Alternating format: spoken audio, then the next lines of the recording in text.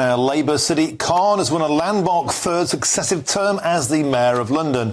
Mr Khan, who was first elected in May 2016, beat his Conservative rival Susan Hall by more than 276,000 votes, with Reform UK securing 3.2% of the vote. Well, joining me now to look back on that mayoral campaign is Reform UK's Howard Cox. And Howard, welcome to the show. You must be exhausted, my friend. I stood in elections before. I've got a lot worse than you managed to achieve here too. So looking back on the campaign, I know you've been going tirelessly for a year now, Howard. What would you look back and say are your takeaways from this campaign? Well, thanks for being on your show, Martin. Really a pleasure. I think initially I must say that I'm obviously disappointed with our result, but I'm actually more than angry than disappointed. And the reason why I just don't understand why over 1 million people put him back into office. It just doesn't make sense. He's actually, his tenure has increased violent crime, knife crime, etc. There's less visible policing. This is what people are voting for still. No stop and search. There's going to be more hate marches, more 20-mile-an-hour zones, more cycle lanes, more surveillance, because he's going to go ahead with the cameras, and that means pay per mile, more road user taxes. And I just find it astonishing that people can't see through this dishonest mayor's policies, because, you know, the Tories themselves are not much different, but at least they did offer some optimism to actually get rid of some of ULEZ, and I was going to get rid of all ULEZ. And I was always up against it, Martin, because despite the fact that Reform UK is the third most popular party across the country in many polls, I wasn't allowed on to any hustings.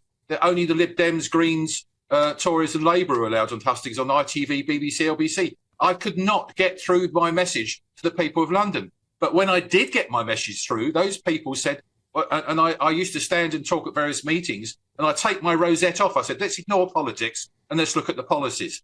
And whether you're left or right wing, everyone agreed our policies were very, very attractive. Now, of course, we must accept democracy. We don't want to be like those who voted Remain and complained about it for years. Sadiq Khan is the new Mayor of London for an historic third term. Do you think that many people believe that Sadiq Khan was there for the taking this time? He was there to be beaten. He was very vulnerable on ULEZ. He was vulnerable on crime. Do you think the Conservatives chose the wrong candidate? Should you have been the Conservative candidate?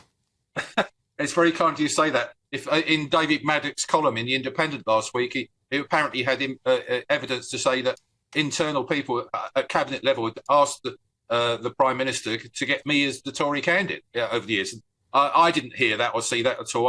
I was approached and I was wooed. I was offered certain things to drop out, but I won't go into that detail. But fundamentally, the problem is that there were 4, I think, Conservative potential candidates, and she was the 4th choice. I think, you know, people like Paul Scully, I think, would have done better.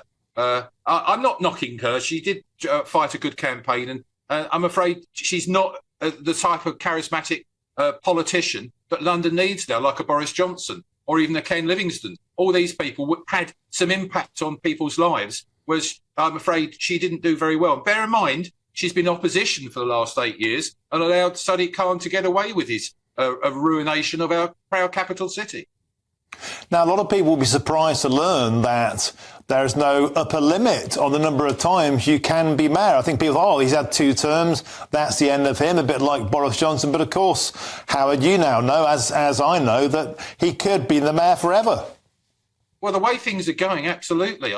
I mean, I've actually asked you, details of what's happened in the postal vote.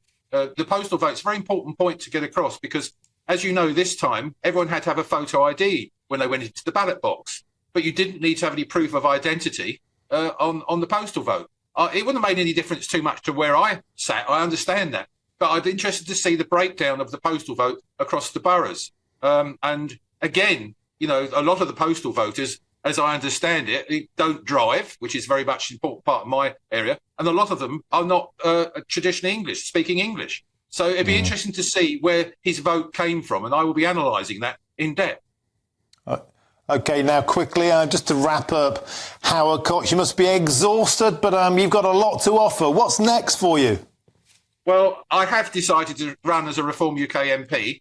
I'm discussing that with the hierarchy, with Richard Tice and the gang. And this week I'll know by the end of the week where I'm standing. They said they're going to put a lot of effort behind me because people seem to be quite happy with the way I campaigned and what I delivered. So, but of course, I'm going back to part of my day job. I'm running Fairfield UK, so I'll be fighting on behalf of 37 billion motorists.